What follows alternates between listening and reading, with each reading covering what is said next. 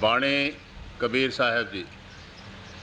जग में गुरु समान नहीं दाता, जग में गुरु समान नहीं दाता, जग में गुरु समान नहीं दाता, जग में गुरु समान नहीं दाता। संत कबीर साहब की रूह को उभारने वाली वाणी है। संत कबीर दास जी संत मत के पायनियर माने जाते हैं। हमारे हजूर पुन्नूर संत कृपाल सिंह जी महाराज उन्हें पायनियर ऑफ संत मत या फादर ऑफ संत मत कहा करते थे। कबीर साहब ने एक आवाज़ बुलंद की और ये कहा कि एक प्रभु है, एक परमात्मा है, वो रब्बुल आलमीन है, रब्बुल हिंदुमीन नहीं है, रब्बुल मुसलमीन नहीं है, और हम सब उसी के बच्चे हैं और उसी के बच्चे होने के नाते से हम सब आपस में भाई भाई हैं, एक पिता एक उसके हम वाले। और उन्होंने फरमाया कि एक नूर तो सब जग उपजा, कौन पले कौन मंदे। और वो श्री गुरु नानक देव जी महाराज के समकालीन थे, उनके कंटेम्प्रेरी थे। और इन दो महापुरुषों ने जो मज़हब की असली रूह थी उन्हें लोगों के सामने पेश किया। और ये दोनों इतने हरदिल अजीज हुए कि उनके मानने वालों से हिंदू भी थे, मुसलमान भी थे, सब मज़हबों के लोग थे। और हकीकत भी ये है कि जब भी ऐसी हस्तियाँ आती हैं तो वो किसी ख़ास कौम या मज़हब के लिए नहीं आती, वो तो मनुष्य जाति के लिए आती हैं। मुझे याद है कि जब हम श्री गुरु नानक देव जी महाराज की क्वीन सेंचुरी मना रहे थे तो उस वक्त गवर्नमेंट ऑफ इंडिया ने जितने भी आलम थे, संत थे, महात्मा थे, उन सबको गुरु नानक साहब पे मजमून लिखने के लिए कहा था।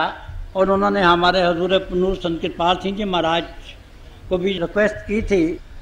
तो उस वक्त जो मजमून हजूर पुन्नूर ने लिखा था उसे सर्वश्रेष्ठ माना गया और गवर्नमेंट ऑफ इंडिया ने उसे प्राइड ऑफ चॉइस देकर सबसे पहले छापा। और इसकी ट्रांसलेशन हिंदुस्तान की 14 ज़बानों में तो होनी ही थी, इसके अलावा दुनिया के जितने भी बड़े बड़े मुल्क हैं उन सब की ज़बानों में हुई। उस मजमून को हमारे हजूर पुन्नूर ने इस तरह से शुरू किया था, Guru Nanak did not belong to the Sikhs alone, he belong to entire mankind as the entire mankind belong to him. कि गुरु नानक साहब सिर्फ सिखों के लिए नहीं थे, वो तो तमाम मनुष्य जाति के लिए थे, जैसे कि तमाम मनुष्य जाति उनके लिए थी। और जब भी महापुरुष आते हैं वो यही तालीम देते हैं, वो विश्व प्रेम की तालीम नहीं देते, इससे आगे बढ़कर जितनी भी सृष्टि है उस सबसे प्रेम करने की तलकीन करते हैं। तो ये उनकी वाणी है, वो रूहानियत का सार पेश कर रहे हैं। देखिए किस खूबसूरती से पेश कर रहे हैं और किन सादा अल्फाज में पेश कर रहे हैं। और यही कबीर साहब की वाणी की एक विशेषता भी है कि उन्होंने बड़ी सरल भाषा में, आम फहम ज़बान में रूहानियत का निचोड़ पेश किया है।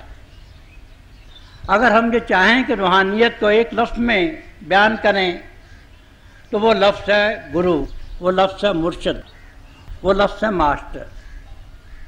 और हम इटिमोलॉजी में जाएं तो ये जो गुरु का शब्द है ये संस्कृत शब्द गौरव से बना है, जिसके मानी हैं जो अंधेरे में प्रकाश है।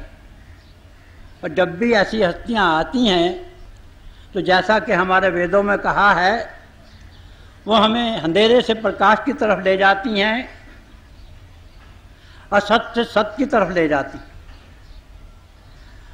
तो वो यही हकीकत बयान कर रहे हैं कि दुनिया में जितने भी बेनिफिक्टर हैं, जितने भी अपने आप को ये बताते हैं कि वो मनुष्य जाति की सेवा कर रहे हैं, जब मनुष्य जाति का कल्याण कर रहे हैं, उन सब में से अगर कोई सच्चा कल्याणकारी है तो वो है गुरु, क्योंकि वो सबसे बड़ी दाद देता है।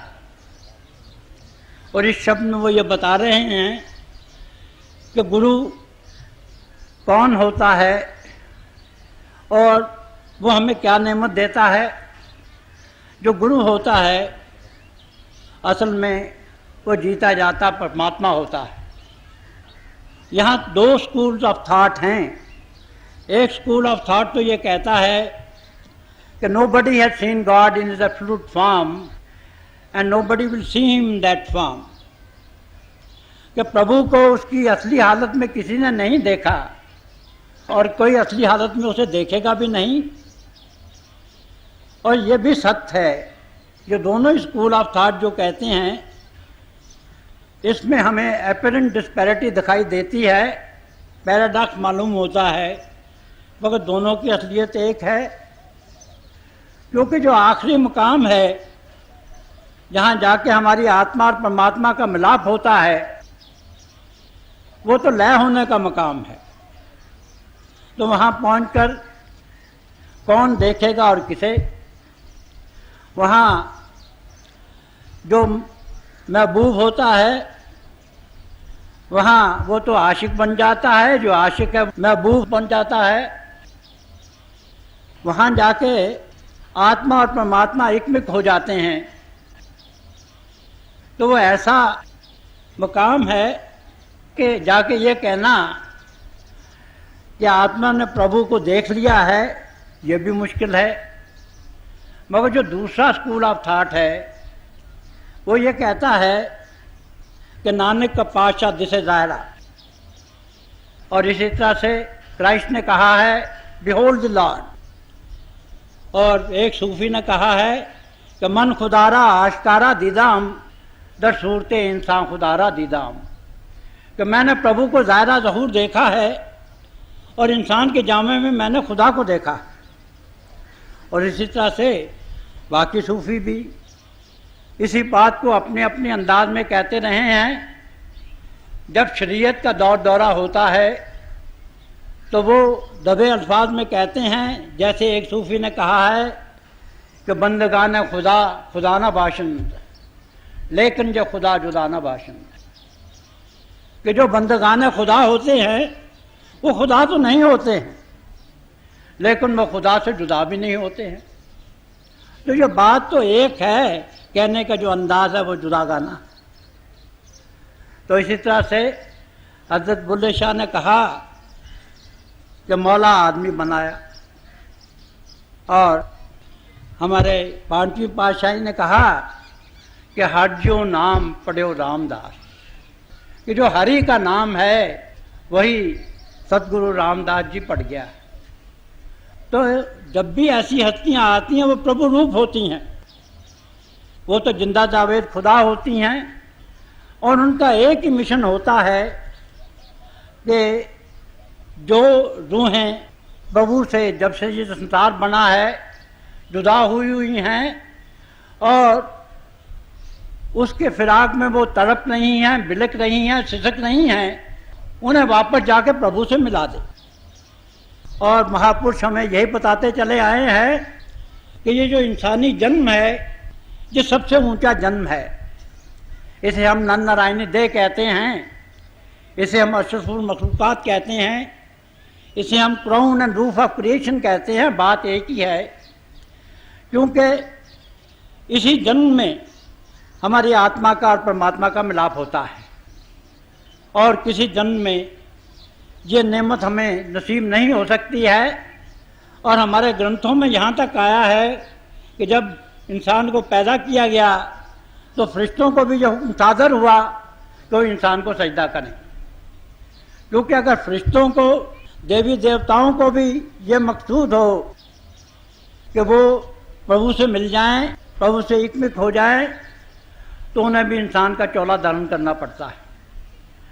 और संत महात्मा हमेशा हमें यही तालीम देते हैं कि ये जो हमें मनुष्य जीवन मिला है, इससे सबसे बड़ा देय यही है कि हम अपने आप को जानें और प्रभु को पाएं। खुद शनासी और खुदा शनासी, the self knowledge and God realisation. और यही सिर्फ हमें तालीम ही नहीं देते हैं, क्योंकि उन्होंने खुद mystery of life and death को हल किया होता है। वो हमें इस mystery of life and death को हल करने में मददगार भी होते हैं। और सबसे बड़ा वो कर्म ये करते हैं कि खुद जो प्रभु के चाहने वाले हैं उन्हें अपने कदमों में बुलाते हैं। ये मिस्टिसिज्म का एक बेसिक प्रिंसिपल है कि इश्क अव्वल दर्दिल माशूक पैदा मिशवद, love always emanates from the heart of the beloved. कि जो प्रेम है जो गुरु के दिल से उत्पन्न होता है, और जब वो अपनी रेशमी जो छुआएं हैं वो बेचते हैं, तो जो शिष्य होता है उसे प्यार से बांधकर अपने पास ले आते हैं। और ये कहा गया है कि we are all lost sheep, we don't know our shepherd, कि हम तो अंधे हैं। कुर्बानी में भी आया है, हम तो अपने मुर्शिद को, अपने गुरु को पहचान नहीं सकते हैं, मगर वो तो जानता है कि वो हमारा शेफर्ड है। तो वो अपनी दया और मेहर से हमें अपने पास बुलाता है, और फिर हम पे इतना बड़ा रहम करता है कि हम तो गुनाहों से भरे हुए होते हैं, हम तो गलीज होते हैं, और हमारे बुत्ते की बात नहीं होती कि हम गुनाहों से बच जाएं। ख्वाजा हाफिज ने कहा है कि दन में आने कैरे दरिया तख्ता बंदम करदाई, बाज मी गोई कि दामन तन मुकुन होशियार बाश। कि इंसान की हालत बड़ी अजीब है। उसकी ऐसी हालत है जैसे उसे एक लकड़ी के तख्ते से बांध दिया गया हो, उसकी टांगें भी बांध दी गई हों, उसका धड़ भी बांध दिया गया हो, उसका सर भी बांध दिया गया हो, और उस तख्ते को समंदर की लहरों पे छोड़ दिया गया हो। और अब जो समुद्र की लहरें होंगी वो तो ऊंची लहरें भी आती हैं, नीची लहरें भी आती हैं, और जब ऊंची लहर आती है तो वो सर के ऊपर से गुजर जाती है। तो ये मुमकिन नहीं होता कि जो इंसान इस तरह से बंधा है वो गीला होने से बच जाए, उसके कपड़े जो हैं वो भीगे नहीं। तो कहते हैं कि ये अजीब प्रभु का हुक्म है कि दामन तर मुकुन होशियार बाश, कि देखो मोहतात हो जाओ ताकि आपके कपड़े भीगने नहीं पाए। तो ऐसे ही बेबसी के आलम में जो इंसान की रूह है वो पुकार उठती है, उसके दिल से एक हूक उठती है। और तारीफ कविता की भी यही की गई है कि मैं जो चीख उठा से कविता। और यही कहा गया है कि जब इंसान के दिल से, जब उसकी रूह की गहराइयों से ऐसी आवाज़ उठती है तो प्रभु उसे सुनता है। क्योंकि दशमेश पिता ने कहा है कि प्रभु चूंटी के दिल से निकली हुई आवाज़ को पहले सुनता है और हाथी की चिंगाड़ को बाद में सुनता है। तो जब प्रभु ऐसी आत्माओं के दिल से निकली हुई हूक और कूक को सुनता है तो वो किसी इंसानी जामे में आकर उसके कल्याण का सामान कर देता है। तो मैं ये अर्ज कर रहा था कि ये गुरु की दया होती है, अपार दया होती है, क्योंकि यह कहा गया है कि जो किसी वली अल्लाह की सल्तनत होती है, जो किसी सतगुरु की अहाता होता है, वो बेहिसाब होता है। वो ये नहीं देखता कि ये इंसान जो है ये इस बात का मुस्तहिक है, इसे डिजर्व करता है या नहीं करता है। वो हमारे गुनाहों को नज़रअंदाज कर देता है और हमें अपने चरणों में बैठा लेता है, अपना प्यार देता है और हमें नामदान बख्श देता है। और इसी नामदान के जरिए ही आखिर में हमारी आत्मा और परमात्मा का मिलाप करा देता है। ये गुरु की सबसे बड़ी देन है कि जो हमारी पुरातन से पुरातन और सनातन से सनातन तालीम है ज्योति और श्रुति की, उसका हमें जाती अनुभव करा देता है। यह बताया गया है इस सृष्टि के आगाज के मुतल्लिक के पहले प्रभु प्रेम था और वो अकेला था, वो महाचेतनता का समंदर था। फिर उसे जो ख्याल आया कि मैं एक से अनेक हो जाऊं, तो इस ख्याल से एक हलोर उठी और उस हलोर से प्रभु ने दो सूरतें इख्तियार की, एक ज्योति की, एक श्रुति की, एक लाइट ऑफ गॉड की, एक म्यूजिक ऑफ द स्फीयर्स की, एक नगमाए रूहानी की, दूसरी नूरे खुदा की। और इन्हीं दोनों को मिलके हम नाम कहते हैं। ये जो नाम की ताकत है, वेद भगवान इसी को नाद कहते हैं, हमारे उपनिषदों में इसी को उद्गीत कहा गया है। इसी तरह से जो हमारे बौद्ध भाई हैं इसे सॉनरस लाइट कहते हैं, जो जोरेस्ट्रियंस हैं इसी को सरोशा कहते हैं, जो पुराने ग्रीक हमारे महात्मा थे वो उसे लॉगोस कहते थे, चाइनीज महात्मा जो हैं वो इसी को टाओ कहते हैं। इसी तरह से गुरबानी में इसे नाम कहा गया है, हरि कीर्तन कहा गया है, शब्द कहा गया है। इसी को हमारे मुसलमान भाई कलमा कहते हैं। जो सूफ़ी हैं वो इसी को सरोत सरमदी कहते हैं। हमारे थियोसॉफिकल सोसाइटी वाले इसी को वॉइस ऑफ साइलेंस कहते हैं। अब मुख्तलिफ मुल्कों वाले, मुस्लिम मजहबों वाले इसी बात का वर्णन करते हैं, जुबानदारी उनकी अपनी अपनी है। तो वही जो ताकत है नाम की, उसी से फिर ये सारी सृष्टि बनी है। गुरबानी में आया है कि नाम के धारे खंड बन, और फिर जब ये सृष्टि बन चुकी तो फिर प्रभु ने ऐसा इंतज़ाम किया कि जो आत्माएं उससे जुदा हुई थी वो प्रभु में जाके वापस मिल जाए। तो यही जो काम सबसे बड़ा करता है गुरु, वो ये है कि वो हमें नामदान बख्श देता है। जीते जी मरने की जो विद्या है वो हमें सिखा देता है। और यही प्रभु की सबसे बड़ी देन है जो कि गुरु के द्वारा इंसान को मिलती है। तो ये बता रहे हैं कि जो गुरु है वो सबसे बड़ा दाता है। दाता तो और भी बहुत हैं। कोई हमें पैसा दे सकता है, कोई हमें दुनिया का कोई मर्तबा दे सकता है, कोई और किसी तरह से हमारी मदद कर सकता है, और हम सबको दाता कहते हैं। मगर देखिए ये दुनिया की जितनी चीज़ें हैं, ये दुनिया फ़ानी है, और वो जितनी चीज़ें देते हैं वो भी फ़ानी हैं। इनमें से कोई लाफानी चीज़ तो नहीं है, इटर्नल चीज़ तो नहीं है, इमॉर्टल चीज़ तो नहीं है। हम दुनिया में गर्व करते हैं अपने मित्रों पे, अपने रिश्तेदारों पे, अपनी धन दौलत का, इससे अलावा अपनी कुर्सी का, और फिर अपने नेम एंड फेम का।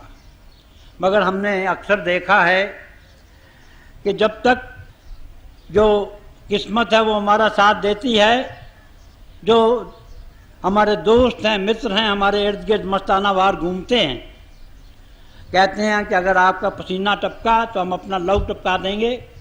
मगर जब देम लक, जब किस्मत अपनी नज़रें फेर लेती है तो हमारे दुनिया के जो दोस्त हैं वो भी अपनी नज़रें चुराना शुरू कर देते हैं। इसी तरह से जो धन है, दौलत है, हम जो समझते हैं कि ये हमेशा रहने वाली चीज़ें हैं, मगर हमने देखा है जब हम कुर्सी पे होते हैं तो हम ये समझते हैं कि we are the arbiter of the destiny of others, तो हम दूसरों का मुकद्दर बनाने वाले हैं। मगर कुर्सी हमेशा के लिए नहीं रहती, कुछ देर के बाद कुर्सी छिन जाती है। मुझे याद है कि जब मैं पढ़ा करता था तो एक नज़्म थी हमारी किताब में, पैट्रियट, उसमें एक पॉलिटिशियन के लाइफ के दो रुख पेश किए गए थे। पहला रुख जो था कि जब वो बरसरे इक़्तिदार था, प्राइम मिनिस्टर था, जिस तरफ जाते थे रेड कार्पेट बिछ जाते थे, जिधर जाता था उस पर फूलों की वर्षा होती थी। उसके रास्ते में लोग ये कहते थे कि हम आंखें बचाए हुए हैं, दिल बचाए हुए हैं।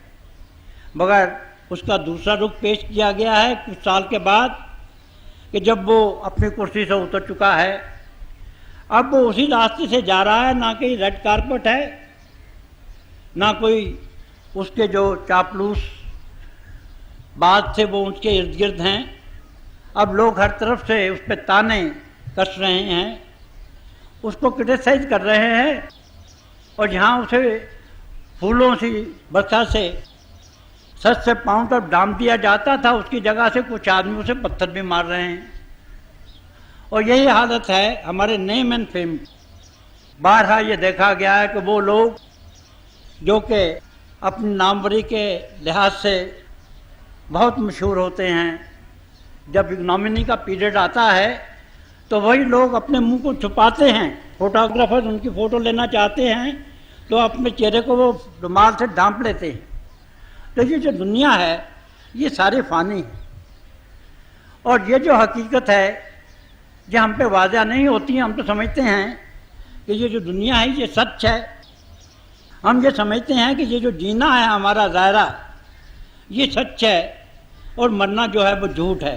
मगर गुरबानी ये कहती है कि जैसे हम आम तौर पे इंसान जीते हैं ये झूठ है और मरना सच है, क्योंकि हर इंसान ने एक ना एक दिन अपना जिस्म छोड़ना है। यहाँ तक कि जब यहाँ ऋषि मुनि आते हैं तो वो भी अपने जिस्म को खैरबाद कह देते हैं, और जब हम किसी महात्मा के चरणों में पहुँचते हैं तो वो हमें जिस्म और जिस्मानियत से ऊपर ले आता है और जीते जी मरने की विद्या हमें सिखाता है। क्योंकि यही जो जीते जी मरने की विद्या है असली में यही जाविदा होने की विद्या है। इसी से हम हमेशा के लिए जाविदानी बन सकते हैं, लाफानी बन सकते हैं, अमर हो सकते हैं, इमॉर्टल बन सकते हैं। और गुरु यही हमें शिक्षा देता है कि हम जीते जी मरना कैसे सीख सकते हैं।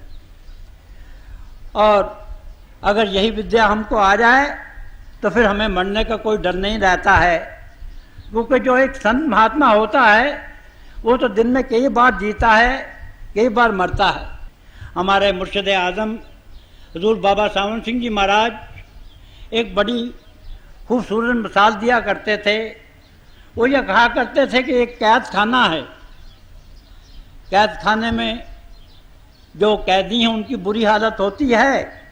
एक बड़ा धनाढ़ बड़ा अमीर आदमी वहाँ आता है, वो देखता है कि इन कैदियों को खाना अच्छा नहीं मिलता है, वो उनके लिए एक फंड दे देता है और ये कह देता है कि उन्हें खाना अच्छा मिले, तो उन्हें खाना अच्छा मिलना शुरू हो जाता है। तो उस आदमी ने भी आके उन लोगों पे रहम किया, करम किया, और उसने भी उनकी भलाई की। एक और आदमी आता है अमीर, जिसका जो दिल है वो बड़ा नर्म है, वो देखता है कि इनके कपड़े अच्छे नहीं हैं, जो हुक्म कर देता है कि इनकी पोशाक अच्छी से बनाई जाए, और वो भी उन लोगों के लिए बहुत मेहरबान साबित होता है। एक तीसरा आदमी आता है, वो जो देखता है कि इनके जो कमरे हैं बड़े तंग हैं, तारीक हैं, अंधेरा है, उनमें हवा नहीं है, वो ये उन्हें इजाज़त दे देता है कि उनके लिए अच्छे कमरे बनाए जाएं, रोशनदान कमरे बनाए जाएं, हवादार कमरे बनाए जाएं, ताकि वो अच्छी तरह से रह सकें। और वो कमरे भी बन जाते हैं। अब भलाई तो तीनों ने की है, मगर हकीकत ये है कि जो कैदी है वो तो कैदी रहते, मगर फिर एक आता है जो असली मायनों में दानी है, जो सबसे बड़ा दाता है। उसके हाथ में जो कैद खाना है उसकी कुंजी है, वो उसका दरवाज़ा खोल देता है और एक को कह देता है कि आप आज़ाद हो, अपने घर में जाओ। तो यही जो काम है, दुनिया के हमारे जितने भी दाता हैं वो तो हमें जो भी दौलत देते हैं वो वही देती हैं कि जो फना होने वाली है। क्योंकि ये गुरबानी में आया है कि अगर आखिरी वक्त इंसान के साथ कोई चीज़ जाती है तो वो सिर्फ एक तो नाम की दौलत जाती है और एक प्रभु जाता है। और जो प्रभु है वही नाम की दौलत की शक्ल में उसके साथ जाता है।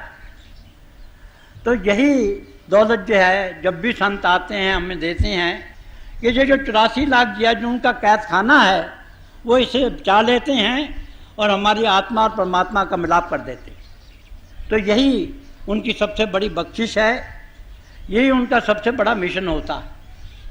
तो उनका जो रूहानियत का सूर्य था वो इस घोर कलयुग में चमका और हजारों दिनों में उजाला कर गया। और उन्होंने पापी देखा न पुण्य, आज तक न नास्तिक, इंडियन ना अफ्रीकन, गोरा ना काला, हिंदू ना मुसलमान, सिख ना ईसाई, जो भी उनके चरणों में पहुंचा उन्होंने उसे अपनी रहमत के दामन में लपेट लिया और फिर उसे ज्योति और श्रुति का जाति अनुभव करा के जीते जी मरने की विद्या सिखा दी, जिसको जिस्मानियत से ऊपर ले आए और अंतर में जाकर रूहानी मंडलों में से उसे गुजारा। जो भी उनके प्रोटेक्टिव विंग में आया उन्होंने रूहानी मंडलों से गुजार कर उसे त्रिगुण अतीत किया और फिर उसे ऐसी स्टेज में पहुंचाया कि जहां जाके हमारी आत्मा को ये एहसास होता है कि मैं परमात्मा की अंश हूँ।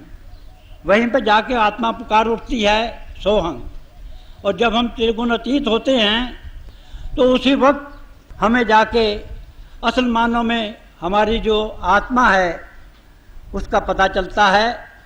और यह कहा जाता है कि जब हम त्रिगुण अतीत होते हैं तो असली जो है अमृतसर वहीं है, असली जो मानसरोवर है वो भी वहीं है, fountain of head of water of life भी वहीं है, वही सरचश्मा एक कौसर भी है। और ये जो बाहर का अमृतसर है ये तो चौथी पातशाही और पांचवी पातशाही ने बनाया था, मगर अमृतसर का जो शब्द है जो श्री गुरु नानक देव जी महाराज की वाणी में भी आता है, तो ये तो बहुत पहले की बात है। तो जब हम उस मानसरोवर से अमृत पीते हैं तो हमें जो पता चलता है कि हम प्रभु की अंश है। और फिर ये हमारी आत्मा जो है ये कोशिश करती है कि वो प्रभु में लीन हो जाए और वहाँ से वो जब तरक्की करती है तो वो पहले जाके अपने गुरु में लीन होती है और मिस्टिसिज्म की उस स्टेज को पहुँचती है कि जिसे वो फिनाफिल शाह की स्टेज कहते हैं। उसी स्टेज पे जाके कबीर साहब ने कहा है कि गुरु गोविंद दोनों खड़े किसके लागू पाए, बलिहारी गुरु आपने जिस गोविंद दिया मिला। और फिर गुरु की दया से जो आगे की स्टेजेस हैं उनमें से भी आत्मा सफ़र करती हुई अपने निजगढ़ सचखंड में पहुंचती है और फिर जाके प्रभु में लीन हो जाती है। ये वो आखिरी मंजिल है कि जहाँ आत्मा और परमात्मा का मिलाप होता है। इस मंजिल को जो सूफी हैं वो फनाफिल्ला की स्टेज कहते हैं और वहाँ जाके हमें हमेशा के लिए खुशी, हमेशा के लिए सरशारी, हमेशा के लिए सरमस्ती मिलती है और हमेशा के लिए हमें मुक्ति मिल जाती है। 84 लाख जिया जून का चक्र जो है ये ख़त्म हो जाता है। तो यही दौलत हमारे मुर्शिद आज़म हजूर बाबा सावन सिंह जी महाराज ने हमें दी। उनके जीवन से हम बहुत सबक सीखते हैं। उन्होंने हमें सबसे प्यार करना सिखाया है और वो तकदीर बांटने वाले थे। मैंने एक शेर कहा था कि खुदा के इश्क की तनवीर बांटता है यही, खुदा के इश्क की तनवीर बांटता है यही, और कदम को थाम लो तकदीर बांटता है यही। और एक दफ़ा मैंने उनकी सत्संग के मुतल्लिक़ ये कहा था कि आके इस महफिल में दम भर झूम लेना चाहिए, आके इस महफिल में दम भर झूम लेना चाहिए और ऐसे रहबर के कदम को चूम लेना चाहिए। तो कि जो तालीम उन्होंने दी है हम उस पर चलें, हम अपने जीवन को उनके हुक्म के मुताबिक ढालें। उन्होंने हमें यही सिखाया कि हम अपने जीवन को सदाचारी बनाएं। हमारा जीवन जो है अहिंसावादी हो, सच्चाई का जीवन हो, पवित्रता का जीवन हो, हम में नम्रता कूट कूट कर बड़ी होनी चाहिए। हम में जो खिदमत खल्क है, निष्काम सेवा है, उसकी भावना ओतप्रोत होनी चाहिए और हमें प्रभु की इबादत में, प्रभु की भक्ति में रोज़ बाकायदगी सबक देना चाहिए। और इसी तरह से हम भी अपनी दुनिया भी संवार सकते हैं और आखिरत भी संवार सकते हैं। और मैं उन दो महापुरुषों से कि जिनके चरणों में बैठना मुझे नसीब हुआ है, यानी अपने मुर्शिद आज़म हजूर बाबा सावन सिंह जी महाराज और हजूर पुनूर संत कृपाल सिंह जी महाराज के हजूर में, और उनसे पहले जितने भी संत महात्मा वली औलाद गुरु साहिबान आए हैं, ऋषि मुनि, उन सब के कदमों में यही अरदास करता हूँ, प्रार्थना करता हूँ कि वो हमें ये ताकत दें, ये तौफीक दें कि हम उनके बताए हुए रास्ते पे चल सकें और हम इसी जीवन में जो ज़िंदगी का सबसे बड़ा ध्येय है, अपने आप को जानने का और प्रभु को पाने का, खुशनासी का और खुदा शनासी का, सेल्फ नॉलेज और गॉड रियलाइजेशन का, इसको हम पा सकें ताकि हम हमेशा के लिए सरशारी के आलम में चले जाएं, सरखुशी के आलम में चले जाएं, सरमस्ती के आलम में चले जाएं और हमें हमेशा की मुक्ति मिल जाए।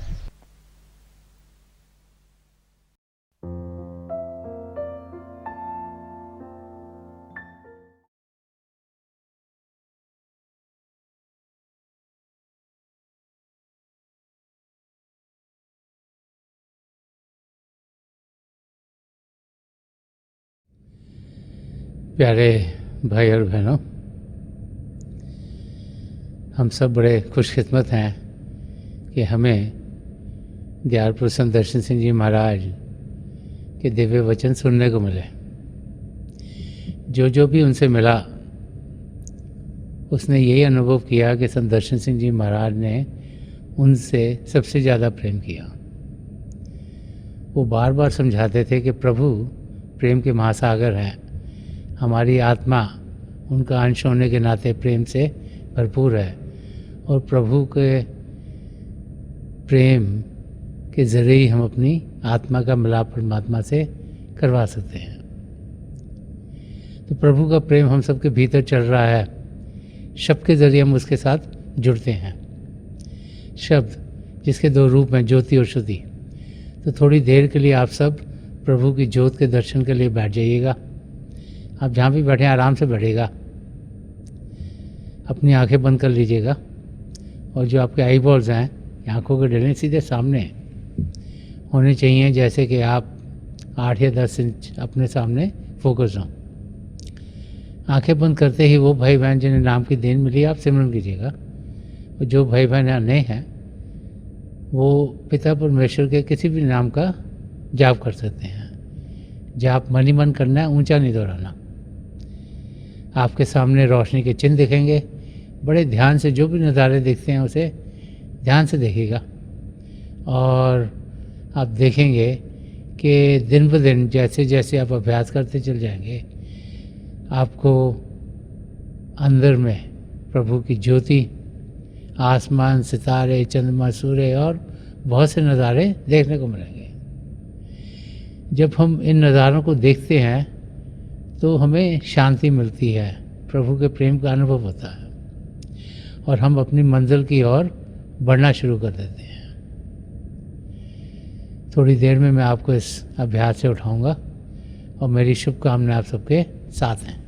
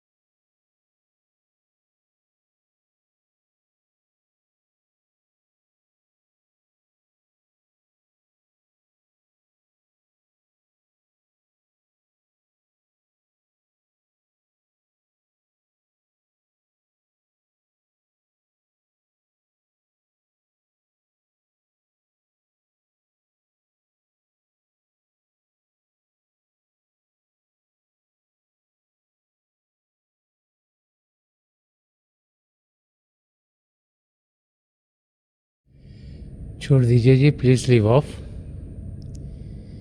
मेरी पिता परमेश्वर के चरण कमलों में और जो पिछली सेंचुरी के महापुरुष हुए हैं, हजूर बाबा सावन सिंह जी महाराज, परम संत कृपाल सिंह जी महाराज और दयाल प्रसन्न दर्शन सिंह जी महाराज के चरण कमलों में यही प्रार्थना है कि प्रभु को पाने का रास्ता, जिस रास्ते पर इन महापुरुषों ने हम सबको चलाया है, उस रास्ते पर हम तेज़ी से चल सकें।